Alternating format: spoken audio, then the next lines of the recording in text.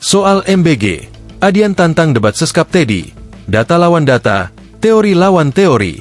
Politisi PDI Perjuangan, Adian Napitupulu, melontarkan tantangan debat terbuka untuk mengakhiri polemik terkait isu MBG yang belakangan ramai diperbincangkan di ruang publik. Menurut Adian, perdebatan yang terus bergulir di media sosial maupun berbagai forum diskusi seharusnya bisa diselesaikan secara terbuka dan argumentatif di hadapan masyarakat.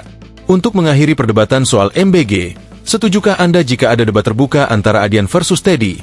Ujar Adian lewat postingan di akun Instagram miliknya, Senin, 2 Maret 2026. Ia menilai, debat terbuka akan memberikan ruang yang adil bagi masing-masing pihak untuk menyampaikan data, argumen, serta klarifikasi secara langsung tanpa adanya distorsi informasi. Dalam unggahannya, Adian yang juga Wakil Sekretaris Jenderal DPP PDIP bidang komunikasi menyertakan gambar dirinya tengah berhadapan dengan Seskap Teddy. Selain gambar yang mengisyaratkan adu debat terbuka, unggahan disertai dengan suara tawa, data lawan data, buku lawan buku, teori lawan teori, tambah Adian dalam unggahannya.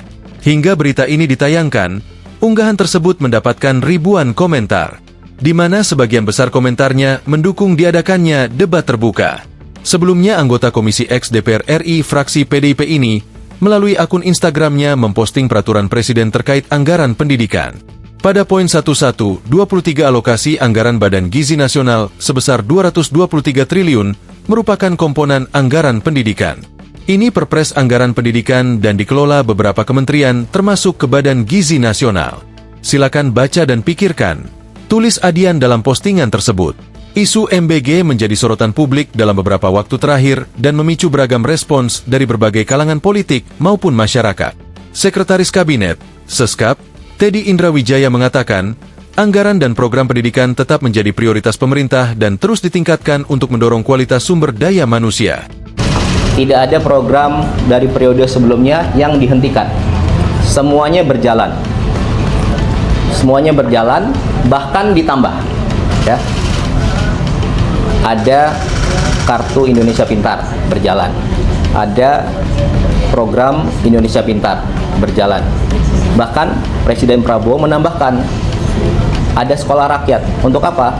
Anak-anak yang tidak bisa sekolah, putus sekolah, atau mungkin bahkan dia tidak pernah sekolah, disekolahkan di sekolah rakyat. Tegas dia, jelas Teddy di lingkungan Istana Kepresidenan Jakarta, Jumat, 27 Februari 2026. Pernyataan ini menanggapi polemik narasi dana makan bergizi gratis, MBG, menggunakan anggaran pendidikan nasional. Saya ingin meluruskan pemahaman dan narasi yang keliru. Tentang apa? Jadi, kemarin ada sedikit pihak yang menyampaikan bahwa program makan bergizi gratis itu mengurangi program dan anggaran pendidikan, sehingga sekolah terbengkalai. Kemudian guru-guru tidak diperhatikan. Jadi, saya mau jawab itu narasi yang keliru, kata Teddy.